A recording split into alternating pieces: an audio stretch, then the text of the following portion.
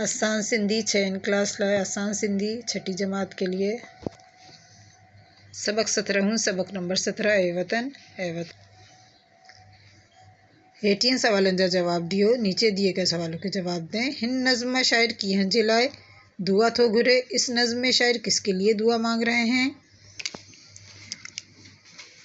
जवाब हिन नज़्म इस नज़्म में शायर वतन जे लाए शायर वतन के लिए दुआ घुरे थो दुआ मांग रहे हैं।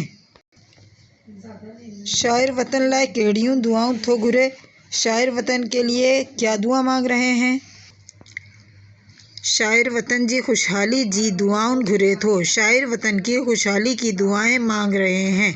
इस चीज़ का ख्याल रखना है आपने कि क्वेश्चन में थो घुरे लिखा होगा तो आपने जवाब में घुरे थो लिखना है। सवाल नंबर 3 बरसात खां पोइ छा थींदो आहे? बरसात के बाद क्या होता है? बरसात खां पोइ बरसात के बाद हर तरफ सावक ऐं सावक थी वेंदी हरियाली ही हरियाली हो जाती है ऐं गुलबा थींदा आहिनि और गुल भी यानी गुल फूल भी होते हैं।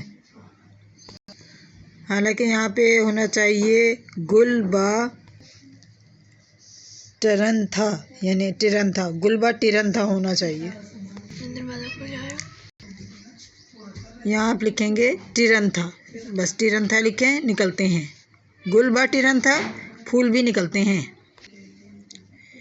हेठियन लफ्ज़न जा ज़िद लिखो। नीचे दिए गए अल्फाज की ज़िद लिखें। गुल कंडा, गुल फूल, कंडा कांटे को कहते हैं। टिरन निकलना, मरण मरना। तोहंजा तुम्हारा, मोहंजा मेरा। खिलन हंसना, रोहन रोना। दोस्तन का दुश्मन नहीं, दुश्मना नहीं लिखे, दोस्त दुश्मन यानी ये बहुत सारे दोस्त, ये बहुत सारे दुश्मन। अच्छा, यहाँ पे मरण का वर्ड आना चाहिए, रोयण का वर्ड आना चाहिए, यानी नून के अंदर तोय आना चाहिए। लेकिन अगर नुक्ते लगवा रही हैं आपकी टीचर तो लगाइए भाई, आप लिखिए मरण रोयण, वरना एक्चुअल वर्ड है मरण रोयण।